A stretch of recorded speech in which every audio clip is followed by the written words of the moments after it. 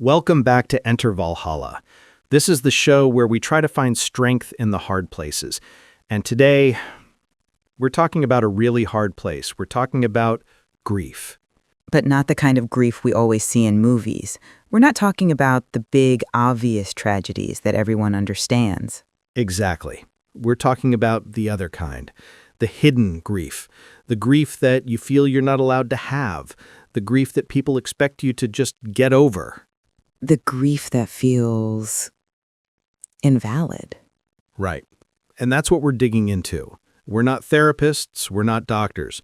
We're just two people who have been through it and have been trying to figure out, how do you navigate this? Maya, for you, what comes to mind first?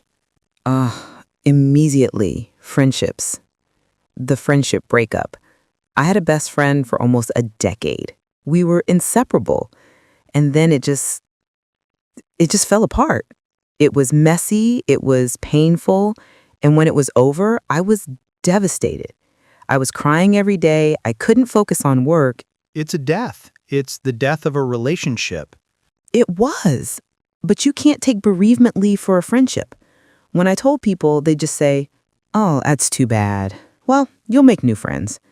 Or they would say, "They will come around." They treated it like an inconvenience. It made me feel childish. Like, why am I so wrecked by this? That's the word. Why am I still so hung up on this?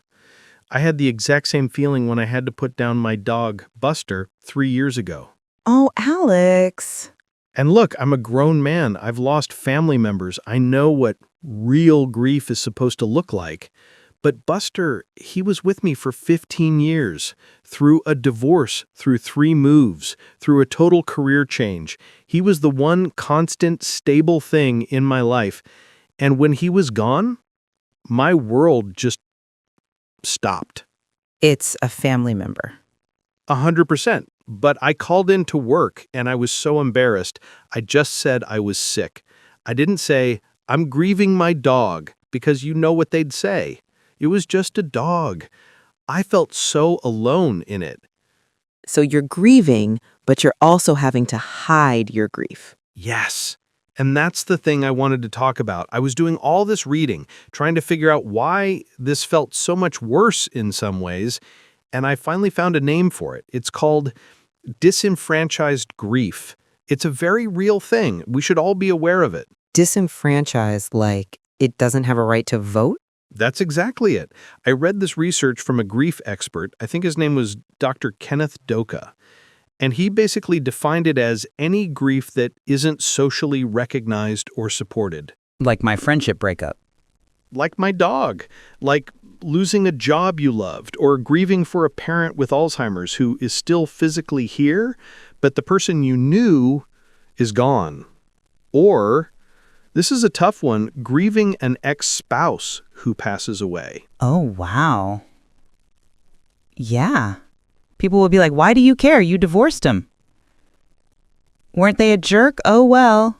But you're grieving the 20 years you did have. You're grieving the what-ifs. It's all this pain with no outlet. There's no funeral for a friendship. No one sends you a casserole when you lose your job. And that's what makes it so lonely. You start to think, am I crazy? Am I just weak? That's the word. Why am I still so hung up on this? So the first thing I had to learn, and this is what helped me with Buster, was to give myself permission to just stop and say, this is real. This hurts. My pain is valid, even if no one else gets it. You had to validate it for yourself. I had to.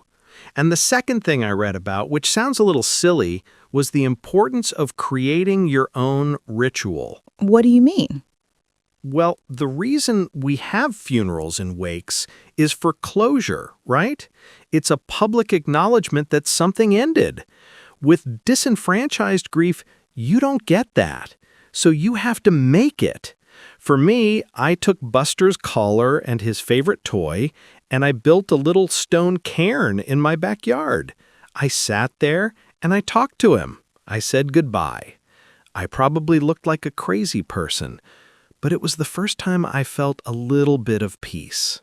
That's not crazy at all. That's beautiful. I I kind of did the same with my friend. I wrote her a long 10-page letter with everything I was angry about, everything I was sad about, and everything I was going to miss. And then I burned it. See? A ritual. It was the only way to get it out. The other thing that helped me was finding a micro-community. A micro-community? Yeah, I couldn't talk to my family about it, but I found this one subreddit. I know, Reddit, but Hey, whatever works. it was a forum for people going through friendship breakups. And reading their stories, Alex, it was like breathing for the first time. These strangers got it. They understood the betrayal, the sadness. I didn't need the whole world to get it. I just needed those 5 or 6 people. That's huge. Finding your people. Even for pet loss, there are groups just for that. It makes you feel less alone. Just like our community we are building here on Enter Valhalla. This is why we are here. We are here for you. But there's another side to this, too. We're talking about grief that's not seen as big enough. What about the grief that goes on too long? Yeah, it's been 6 months, why aren't you over it yet crowd? I saw that with my aunt after my uncle passed. It had been like 2 years and she was still not okay. She wasn't functioning. She wasn't seeing friends. She wasn't eating. And our family started to whisper, she needs to move on. That's so brutal. It's like putting a time limit on love. But it was more than just sadness. It felt stuck, like she was trapped in that first day. I've been reading about that too. And again, this isn't us being doctors, but there's a clinical term for that now. It's called prolonged grief disorder. This is from our personal experiences and a little research. Really? Yeah, it's in the DSM-5, which is like the official medical guide. It's not just being sad for a long time. The research says it's when the grief is still so intense, a year or more later, that it's debilitating. You can't accept the loss. You feel like life is meaningless. You can't re-engage with anything. That was my aunt. And the most important part I learned is that it's not a personal failing. It's not a weakness. It's a real recognized condition like PTSD, and it's treatable. It often needs a different kind of help than normal grief counseling. So if someone listening feels like that, feels stuck in that raw, awful place, It means you're not broken. It just means you might need a specific kind of help, and it's okay to ask for it. If you are struggling right now, please reach out right away to a mental health professional for guidance. I wish we had known that from my aunt. We just kept trying to cheer her up, which probably made it worse. We do that. We try to put a bandage on a broken leg. I guess the whole point of this for me is that there is no right way to grieve. There's no timeline. And your grief is valid. Period. Whether it's for a person, a pet, a job, or a friendship. The pain is real. So let's honor it. This is a community we're building here, and we want this to be a safe place. So in the comments, we want to ask you, what is a loss you've experienced that you felt you weren't allowed to grieve? Let's share them. Let's validate each other. Let's make this the one place where that grief is enfranchised. Thank you for listening to Enter Valhalla.